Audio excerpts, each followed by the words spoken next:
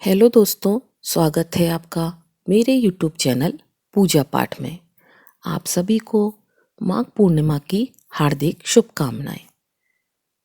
आप सभी पर भगवान श्री लक्ष्मी नारायण की कृपा सदा बनी रहे। आज माघ पूर्णिमा की तिथि है। सनातन धर्म में प्रत्येक माह में आने वाली पूर्णिमा तिथि का बड़ा महत्व होता है। माघ मास में भगवान विष्णु जल में निवास करते हैं, इसलिए माघी पूर्णिमा के दिन नदियों में स्नान करने का विशेष महत्व है। इस दिन भगवान सत्यनारायण की पूजा व कथा श्रवण करने की परंपरा है। मान्यता है कि ऐसा करने से जीवन में धन, सुख, समृद्धि और बरकत आती है। आज मैं आपको सुना रही हूँ श्री सत्यनारायण भगवान की कथा। इस कथा को पूरा सुनने से भगवान श्री लक्ष्मी नारायण जी अत्यधिक प्रसन्न होते हैं और सभी मनोकामनाएं पूरी करते हैं। आइए अब श्रवण करते हैं सत्यनारायण भगवान की कथा का। एक बार प्रेम से बोलिए, श्री सत्यनारायण भगवान की जय। श्री लक्ष्मी नारायण भगवान की जय। पौराणिक कथा के अनुसार एक समय की बात है। नैमिषारण्य तीर्थ में शौनक आदि 88,000 ऋषियों ने श्री सूत जी से पूछा, हे प्रभु, इस कलयुग में वेद विद्या रहित मनुष्य को प्रभु शक्ति किस प्रकार मिल सकती है तथा उनका उद्धार कैसे होगा? हे मुनि श्रेष्ठ, कोई ऐसा तप बताइए जिससे थोड़े समय में ही पूर्ण फल मिले और मनोवांछित फल भी मिल जाए। इस प्रकार की कथा सुनने की हम इच्छा रखते हैं। सर्व शास्त्रों के ज्ञाता श्री सूत जी बोले, हे वैष्णवों, मैं पूज्य आप सभी ने समस्त प्राणियों के हित की बात पूछी है, इसलिए मैं एक श्रेष्ठ व्रत को आप सभी को बताऊंगा, जिसे नारद जी ने लक्ष्मी नारायण जी से पूछा था और स्वयं लक्ष्मीपति ने मुनि श्रेष्ठ नारद जी से इस कथा को कहा था। आप सभी से ध्यान से सुनिए। एक समय की बात है, योगी राज नारद जी दूसरों के हित की इच्छा के लिए अनेकों लोकों में घूमते हुए मृत्यु लोक में आ पहुंचे। यहाँ उन्होंने अनेक योनियों में जन्मे प्राय सभी मनुष्यों को अपने कर्मों द्वारा अनेक दुखों से पीड़ित देखा। उनका दुख देख नारद जी सोचने लगे कि कैसा यंत्र किया जाए जिसके करने से निश्चित रूप से मानव के दुखों का अंत हो जाए। इसी प्रकार मनन करते हुए विष्णु लोक में गए। वहां वह देवों के ईश नारायण की स्तुति करने लगे, जिनके हाथों में शंख, चक्र, गदा और पद्म थे और गले में वरमाला पहने हुए थे। स्तुति करते हुए नारद जी बोले, हे भगवान, आप अत्यंत शक्ति से संपन्न हैं। मन तथा वाणी भी आपको नहीं पा सकती। आपका आदि, मध्य तथा अंत नहीं है।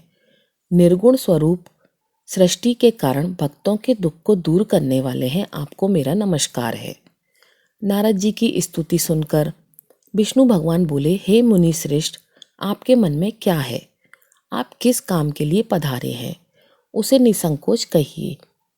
इस पर नारद मुनि बोले कि मृत्युलोक में अनेक योनियों में जन्मे मनुष्य अपने कर्मों के द्वारा अनेकों दुख से दुखी हो रहे हैं। हे नाथ, आप मुझ पर दया रखते हुए बताइए कि वह मनुष्य थोड़े प्रयास से ही अपने दुखों से कैसे छुटकारा पा सकते हैं। तब भगवान श्री हरि बोले, हे नारद, मनुष्य की भलाई के लिए तुमने बहुत अच्छी बात पूछी है। जिसके करने से मनुष्य मोह से छूट जाता है, वह बात मैं तुमसे कहता हूँ, उसे ध्यानपूर्वक सुनो। स्वर्ग लोक व मृत्यु लोक दोनों में एक दुर्लभ उत्तम व्रत है जो पुण्य देने वाला है। आज प्रेमवश होकर मैं उसे तुमसे कहता हूँ। श्री सत्यनारायण भगवान का ये व्रत अच्छी तरह विधान पूर्वक करके मनुष्य तुरंत ही यहाँ सुख भोग कर मरने पर मोक्ष पाता है। श्री हरि के वचन सुनकर नारद जी बोले, हे प्रभु, उस व्रत का फल क्या है और उसका विधान क्या है? यह व्रत किसने किया था? इस व्रत को किस दिन करना चाहिए? सभी कुछ विस्तार से बताइए। नारद जी की बात सुनकर श्री हरि बोले, दुख और शोक को दूर करने वाला यह सभी स्थानों पर विजय दिलाने वाला है। मानव को भक्ति और श्रद्धा के साथ शाम को श्री सत्यनारायण भगवान की पूजा धर्मपरायण होकर ब्राह्मणों व बंधुओं के साथ करनी चाहिए। भक्ति भाव से ही नैवेद्य, केले का फल, घी, दूध और आटा सवाया ले। गेहूं के स्थान पर साठी का आटा, शक्कर तथा गुड़ लेकर और सभी भक्षण योग्य पदार्थों को मिलाकर भगवान का भोग लगाएं। ब्राह्मणों सहित बंधु बांधव को भी भोजन कराएं और उसके बाद स्वयं भोजन करें। भजन कीर्तन के साथ भगवान की भक्ति में लीन हो जाएं। इस तरह से सत्यनारायण भगवान का ये व्रत करने पर मनुष्य की सारी इच्छाएं निश्चित रूप से पूरी होती हैं। इस कली काल अर्थात कलयुग में मनुष्य लोक में मोक्ष का यही एक सरल उपाय बताया गया है। इस प्रकार से श्री सत्यनारायण व्रत कथा का प्रथम अध्याय संपूर्ण हुआ। आप लोग बड़ी श्रद्धा और प्रेम से बोलिए श्री सत्यनारायण भगवान की जय। अब आइए श्रवण करते हैं सत्यनारायण व्रत का दूसरा अध्याय। सूत जी बोले, हे ऋषियों, जिसने सबसे पहले इस व्रत को किया था, मैं उसका इतिहास कहता हूँ, इसे ध्यान से सुनो। सुंदर काशीपुरी नगरी में एक अत्यंत निर्धन ब्राह्मण रहता था। भूख प्यास से परेशान वह धरती पर घूमता रहता था। ब्राह्मणों से प्रेम करने वाले भगवान ने एक दिन ब्राह्मण का वेश धारण किया और उसके पास जाकर पूछा, हे विप्र, नित्य दुखी होकर तुम पृथ्वी पर क्यों घूमते हो? दीन ब्राह्मण बोला, मैं निर्धन ब्राह्मण हूँ, भिक्षा के लिए धरती पर घूमता रहता हूँ। हे भगवान, यदि आप इसका कोई उपाय जानते हैं तो मुझे बताइए। वृद्ध ब्राह्मण बोले कि सत्यनारायण भगवान मनोवांछित फल देने वाले हैं, इसलिए तुम उनका पूजन करो। इसे करने से मनुष्य सभी दुखों से मुक्त हो जाता है। वृद्ध ब्राह्मण बनकर आए सत्यनारायण भगवान उस निर्धन ब्राह्मण को व्रत का सारा विधान बताकर अंतर्ध्यान हो गए। ब्राह्मण मन ही मन सोचने लगा कि जिस व्रत को वृद्ध ब्राह्मण करने को कह गया है, मैं उसे अवश्य करूंगा। यह निश्चय करने के बाद उसे रात में नींद नहीं आई। वह सवेरे उठकर श्री सत्यनारायण भगवान के व्रत का निश्चय कर भिक्षा के लिए चला गया। उस दिन निर्धन ब्राह्मण को भिक्षा में बहुत धन मिला, जिससे उसे बंधु बांधव के साथ मिलकर श्री सत्यनारायण भगवान का व्रत संपन्न किया। भगवान सत्यनारायण का व्रत संपन्न करने के बाद वह निर्धन ब्राह्मण सभी दुखों से मुक्त हो गया और अनेक प्रकार की संपत्तियों से युक्त हो गया। उसी समय से यह ब्राह्मण हर माह इस व्रत को करने लगा। इस तरह से सत्यनारायण भगवान के व्रत को जो मनुष्य करेगा, वह सभी प्रकार के पापों से छूटकर मोक्ष को प्राप्त होगा। जो मनुष्य इस व्रत को करेगा, वह भी दुखों से मुक्त हो जाएगा। सूत जी बोले, इस तरह से नारद जी ने नारायण जी को कहा हुआ श्री सत्यनारायण व्रत को मैंने तुमसे कहा। हे विप्रो, मैं अब और क्या कहूँ? ऋषि बोले, हे मुनिवर, संसार में उस विप्र से सुनकर और किस किस ने यह व्रत किया, हम सबको वह कथा सुनना है। आप हमें यह कथा सुनाइए। इसके लिए हमारे मन में श्रद्धा का भाव है। सूत जी बोले, हे मुनियों, जिस जिस ने इस व्रत को किया है वह सब सुनो। एक समय वही विप्र धन और ऐश्वर्य के अनुसार अपने बंधु बांधवों के साथ इस व्रत को करने को तैयार हुआ।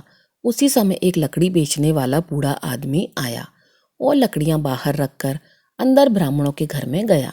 प्यास से दुखी लकड़हारा उन्हें व्रत करते देख प्रणाम करके पूछने लगा कि आप यह क्या कर रहे हैं तथा इसे करने से क्या फल मिलेगा, कृपया मुझे भी बताइए। ब्राह्मण ने कहा कि हे राजन, सब मनोकामनाओं को पूरा करने वाले यह सत्यनारायण भगवान का व्रत है। इनकी कृपा से ही मेरे घर में धन धान्य आदि की वृद्धि हुई है। विप्र से सत्यनारायण व्रत के बारे में जानकर लकड़हारा बहुत प्रसन्न हुआ। चरणामृत लेकर वह प्रसाद खाने के बाद अपने घर गया। लकड़हारे ने अपने मन में संकल्प लिया कि आज लकड़ी बेचने से जो धन मिलेगा, मैं उसी से सत्यनारायण भगवान का उत्तम व्रत करूंगा। मन में इस विचार को लेकर बूढ़ा आदमी सिर पर लकड़ियां रखकर उस नगर में बेचने गया जहां धनी लोग ज्यादा रहते थे। उस नगर में उसे अपनी लकड़ियों का दाम पहले से 4 गुना अधिक मिला। बूढ़ा प्रसन्नता के साथ दाम लेकर केले, शक्कर, घी, दूध, दही और गेहूं का आटा ले लिया और सत्यनारायण भगवान के व्रत की अन्य सामग्रियों को लेकर अपने घर गया। वहां उसने अपने बंधु बांधव को बुलाकर विधि विधान से सत्यनारायण भगवान का पूजन और व्रत किया। इस व्रत के प्रभाव से वह बूढ़ा लकड़हारा धन, पुत्र आदि से युक्त होकर संसार के समस्त सुख भोग कर अंतकाल में वैकुंठ धाम चला गया। इसी प्रकार श्री सत्यनारायण व्रत कथा का दूसरा अध्याय संपूर्ण हुआ। आप लोग बड़े श्रद्धा और प्रेम से बोलिए श्री सत्यनारायण भगवान की जय। अब आइए श्रवण करते हैं सत्यनारायण व्रत कथा का तीसरा अध्याय। सूत जी बोले, हे श्रेष्ठ मुनियों, अब आगे की कथा कहता हूँ, उसे ध्यानपूर्वक सुनिए। प्राचीन काल में उल्कामुख नाम का एक बुद्धिमान राजा था। वह सत्यवक्ता और जितेंद्रिय था। प्रतिदिन देवस्थानों पर जाता और निर्धनों को धन देकर उनके कष्ट को दूर करता था। उसकी पत्नी कमल के समान सुंदर मुख वाली और सती साध्वी थी। भद्र शलीला नदी के तट पर उन दोनों ने श्री सत्यनारायण भगवान का व्रत किया। उसी समय साधु नाम का एक वैश्य आया। उसके पास व्यापार करने के लिए बहुत सा धन भी था। राजा को व्रत करते देखकर वह विनय के साथ पूछने लगा, हे राजन, भक्ति भाव से पूर्ण होकर आप क्या कर रहे हैं? मैं सुनने की इच्छा रखता हूँ, इसलिए आप मुझे बताने का कष्ट करें। राजा बोला, हे साधु, अपने बंधु बांधव के साथ पुत्र आदि की प्राप्ति के लिए एक महाशक्तिशाली श्री सत्यनारायण भगवान का व्रत और पूजन कर रहा हूँ। राजा के वचन सुन साधु आदर से बोला, हे राजन, मुझसे इस व्रत का सारा विधान कहिए। आपके कथानुसार मैं इस व्रत को करूंगा। मेरी भी संतान नहीं है और इस व्रत को करने से निश्चित रूप से मुझे संतान की प्राप्ति होगी। राजा से व्रत का सारा विधान सुनकर व्यापार से निवृत्त होकर वह अपने घर गया। साधु वैश्य ने अपनी पत्नी को संतान देने वाले इस व्रत का वर्णन कह सुनाया और कहा, जब मेरी संतान होगी तब मैं इस व्रत को अवश्य करूंगा। साधु ने इस तरह के वचन अपनी पत्नी लीलावती से कहे। एक दिन लीलावती पति के साथ आनंदित होकर सांसारिक धर्म में प्रवृत्त होकर श्री सत्यनारायण भगवान की कृपा से गर्भवती हो गई। 10वें महीने में उसके गर्भ से एक सुंदर कन्या ने जन्म लिया। दिनों दिन वह ऐसे बढ़ने लगी जैसे शुक्ल पक्ष का चंद्रमा बढ़ता है। माता पिता ने अपनी कन्या का नाम कलावती रखा। एक दिन लीलावती ने मीठे शब्दों में अपने पति को याद दिलाया कि आपने सत्यनारायण भगवान के जिस व्रत को करने का संकल्प किया था उसे करने का समय आ गया है। साधु बोला, हे प्रिय, इस व्रत को मैं उसके विवाह पर करूंगा। इस प्रकार अपनी पत्नी को आश्वासन देकर वह नगर को चला गया। कुछ वर्षों के तत्पश्चात कलावती शादी के योग्य हो गई। साधु ने एक बार नगर में अपनी कन्या को सखियों के साथ देखा तो तुरंत ही पुरोहित को बुलाया और कहा, मेरी कन्या के लिए योग्य वर देखकर आओ। साधु की बात सुनकर पुरोहित कंचन नगर में पहुंचा और वहां देखभाल कर लड़की के लिए सुयोग्य वर ढूंढा। साधु ने बंधु बांधव को बुलाकर अपनी पुत्री का विवाह कर दिया। लेकिन दुर्भाग्य की बात यह है कि साधु ने अभी भी श्री सत्यनारायण भगवान का व्रत नहीं किया। इस पर श्री सत्यनारायण भगवान क्रोधित हो गए और श्राप दिया कि साधु को अत्यधिक दुख मिले। अपने कार्य में कुशल साधु बनिया जमाई को लेकर समुद्र के पास स्थित रत्नापुर नगर में गया। वहां पर जाकर ससुर और दामाद दोनों मिलकर चंद्रकेतु नामक राजा के नगर में व्यापार करने लगे। एक दिन भगवान श्री सत्यनारायण की माया से एक चोर राजा का धन चुराकर भाग रहा था। उसने राजा के सिपाहियों को अपना पीछा करते देख चुराया हुआ धन वहां रख दिया जहां साधु अपने जमाई के साथ ठहरा हुआ था। राजा के सिपाहियों ने साधु वैश्य के पास राजा का धन पड़ा देखा तो ससुर जमाई दोनों को बांधकर प्रसन्नता से राजा के पास ले गए और कहा, महाराज, हम दोनों चोरों को पकड़ लाए हैं। आप आगे की कार्रवाई की आज्ञा दें। राजा की आज्ञा से उन दोनों को कारावास में डाल दिया गया और उनका सारा धन भी उनसे छीन लिया गया। श्री सत्यनारायण भगवान के श्राप से साधु की पत्नी भी बहुत दुखी हुई। घर में जो धन रखा था उसे चोरों चुरा के ले गए। शारीरिक तथा मानसिक पीड़ा व भूख प्यास से अति दुखी होकर कलावती एक ब्राह्मण के घर गई। वहां उसने श्री सत्यनारायण भगवान का व्रत होते हुए देखा और कथा भी सुनी। वह प्रसाद ग्रहण कर रात को घर वापस आई। माता ने कलावती से पूछा, हे पुत्री, अब तक तुम कहाँ थी? तेरे मन में क्या है? कलावती ने अपनी माता से कहा, हे माता, मैंने एक ब्राह्मण के घर में श्री सत्यनारायण भगवान का व्रत अनुष्ठान होते हुए देखा है। कन्या के वचन सुनकर लीलावती भगवान के पूजन की तैयारी करने लगी। लीलावती ने परिवार व बंधुओं सहित सत्यनारायण भगवान का पूजन किया और उनसे वर मांगा कि हे प्रभु, मेरे पति तथा जमाई शीघ्र घर वापस आ जाएं। साथ ही यह भी प्रार्थना की कि हम सबका अपराध भगवान क्षमा करें। श्री सत्यनारायण भगवान इस व्रत से संतुष्ट हो गए और राजा चंद्रकेतु को सपने में दर्शन देकर कहा, हे राजन, तुम उन दोनों वैश्य को छोड़ दो और तुमने उनका जो धन लिया है उसे भी वापस कर दो। अगर ऐसा नहीं किया तो मैं तुम्हारा धन, राज्य और संतान सभी को नष्ट कर दूंगा। राजा को यह सब कहकर सत्यनारायण भगवान अंतर्ध्यान हो गए। प्रातःकाल सभा में राजा ने अपना सपना सुनाया। फिर बोले, बणिक पुत्रों को कैद से मुक्त कर सभा में लाओ। दोनों ने आते ही राजा को प्रणाम किया। राजा अत्यंत मधुर वाणी में बोला, हे महानुभावों, दुर्भाग्य से ऐसा कठिन दुख तुम्हें प्राप्त हुआ है, लेकिन अब तुम्हें कोई भय नहीं है। ऐसा कहकर राजा ने उन दोनों को नए वस्त्र और आभूषण पहनाए और जितना धन उनका लिया था उससे 2 गुना धन वापस कर दिया। दोनों वैश्य अपने घर को चल दिए। इस प्रकार से श्री सत्यनारायण व्रत का 3रा अध्याय यहीं पर संपूर्ण हुआ। बड़े श्रद्धा और भाव से बोलिए, श्री सत्यनारायण भगवान की जय। आइए अब श्री सत्यनारायण भगवान की कथा का 4था अध्याय सुनते हैं। सूत जी बोले, वैश्य ने मंगलाचार की कर अपनी यात्रा आरंभ की और अपने नगर की ओर चल दिए। उनके थोड़ी दूर जाने के बाद एक दंडी वेशधारी श्री सत्यनारायण भगवान ने उनसे पूछा, हे साधु, तेरी नाव में क्या है? व्यापारी हंसता हुआ बोला, हे दंडी, आप क्यों पूछते हो? क्या धन लेने की इच्छा है? मेरी नाव में तो बेल और पत्ते भरे हुए हैं। वैश्य के कठोर वचन सुनकर दंडी बने श्री सत्यनारायण भगवान बोले, तुम्हारे वचन सत्य हों। ऐसा कहकर वहां से वे दूर चले गए और कुछ दूर जाकर समुद्र के किनारे पर बैठ गए।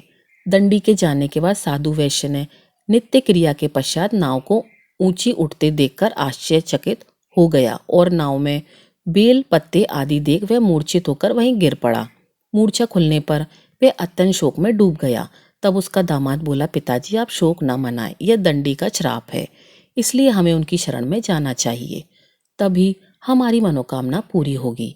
दामाद की बात सुनकर वह दंडी के पास पहुंचा और अत्यंत विनम्रता एवं भक्ति भाव से प्रणाम करके बोला, हे महाराज, मैंने आपसे जो असत्य वचन कहे थे उनके लिए मुझे क्षमा कर दीजिए। ऐसा सुनकर महान शोकातुर होकर दंडी भगवान बोले, हे बणिक पुत्र, मेरी आज्ञा से बार बार तुम्हें दुख प्राप्त हुआ है क्योंकि तुम मेरी पूजा से विमुख हुए। साधु बोला, हे प्रभु, आपकी माया से ब्रह्मा आदि देवता भी आपके रूप को नहीं जानते। प्रभु, मैं तो अज्ञानी हूँ, कैसे जान सकता हूँ? आप प्रसन्न होइए प्रभु, अब मैं अपनी सामर्थ्य के अनुसार आपकी पूजा करूँगा। हे प्रभु, मेरी रक्षा कीजिए और पहले के समान नौका में धन्य दान भर दीजिए। साधु वैश्य के भक्तिपूर्ण वचन सुनकर भगवान प्रसन्न हो गए और उसकी इच्छा अनुसार वरदान देकर अंतर्ध्यान हो गए। ससुर जमाई जब लौटे तो नाव धन से भरी हुई थी। फिर वही अपने अन्य साथियों के साथ श्री सत्यनारायण भगवान का पूजन कर अपने नगर को चल दिए। जब नगर के नजदीक पहुंचे तो दूत को घर पर खबर करने के लिए भेज दिया। दूत साधु की पत्नी को प्रणाम कर कहता है कि हे माता, स्वामी अपने दामाद सहित नगर के निकट आ गए हैं। दूत की बात सुन साधु की पत्नी लीलावती ने बड़े हर्ष के साथ श्री सत्यनारायण भगवान का पूजन किया। अपनी पुत्री कलावती से कहा, हे पुत्री, मैं अपने पति के दर्शन को जा रही हूँ, तू कार्य पूर्ण कर शीघ्र आ जाना। माता के ऐसे वचन सुनकर कलावती जल्दी से प्रसाद छोड़कर अपने पति के पास चली गई। प्रसाद की अवज्ञा करने के कारण श्री सत्यनारायण भगवान रुष्ट हो गए और नाव सहित उसके पति को पानी में डुबो दिया। कलावती अपने पति को वहां ना पाकर रोती हुई जमीन पर गिर गई। नाव को डूबा हुआ देख और कन्या को रोता हुआ देख साधु दुखी होकर बोला, हे प्रभु, मुझसे तथा मेरे परिवार से जो भी भूल हुई है उसे क्षमा करें। साधु के दीन वचन सुनकर श्री सत्यनारायण भगवान प्रसन्न हो गए और आकाशवाणी हुई, हे साधु, तेरी कन्या मेरे प्रसाद को छोड़कर आई है, इसलिए उसका पति अदृश्य हो गया है। यदि वह घर जाकर प्रसाद खाकर लौटती है तो उसे उसका पति अवश्य मिलेगा। ऐसी आकाशवाणी सुनकर कलावती घर पहुंचकर प्रसाद ग्रहण करती है और फिर आकर अपने पति के दर्शन करती है। इसके बाद साधु अपने बंधु बांधव सहित श्री सत्यनारायण भगवान का विधि विधान से पूजन करता है। इस लोक का सुख भोगने के बाद अंत में स्वर्ग जाता है। इस प्रकार से श्री सत्यनारायण भगवान का व्रत कथा का चतुर्थ अध्याय संपूर्ण हुआ। बड़े ही श्रद्धा और प्रेम से बोलिए, श्री सत्यनारायण भगवान की जय। अब आइए श्री सत्यनारायण भगवान की कथा का 5वां अध्याय सुनते हैं। सूत जी बोले, हे ऋषियों, मैं और भी एक कथा सुनाता हूँ, उसे भी ध्यानपूर्वक सुनो। प्रजा पालन में लीन तुंगध्वज नाम का एक राजा था। उसने भी भगवान का प्रसाद त्याग कर बहुत दुख सहन किया। एक बार वन में जाकर वन्य पशुओं को मारकर वह बट के नीचे बैठा। वहां उसने ग्वालों की भक्ति भाव से अपने बंधुओं सहित सत्यनारायण भगवान का पूजन करते देखा। अभिमानवश राजा ने उन्हें देखकर भी पूजा स्थल पर नहीं गया और ना ही उसने भगवान को नमस्कार किया। ग्वालों ने राजा को प्रसाद दिया, लेकिन उसने वह प्रसाद नहीं खाया और प्रसाद को वहीं छोड़कर अपने नगर को चला गया। जब वह नगर में पहुंचा तो वहां सब कुछ तहस नहस हो चुका था। वह राजा शीघ्र ही समझ गया कि यह सब भगवान ने ही किया है। वह दोबारा ग्वालों के पास पहुंचा और विधि पूर्वक पूजा करके प्रसाद खाया तो श्री सत्यनारायण भगवान की कृपा से सब कुछ पहले जैसा हो गया। दीर्घ काल तक सुख भोगने के बाद मरणोपरांत उसे स्वर्गलोक की प्राप्ति हुई। जो मनुष्य परम दुर्लभ इस व्रत को करेगा अथवा सुनेगा, भगवान श्री सत्यनारायण की अनुकंपा से उसे धन धान्य की प्राप्ति होगी। सत्यनारायण भगवान की कृपा से निर्धन धनी हो जाता है और दुर्बल बलवान हो जाता है।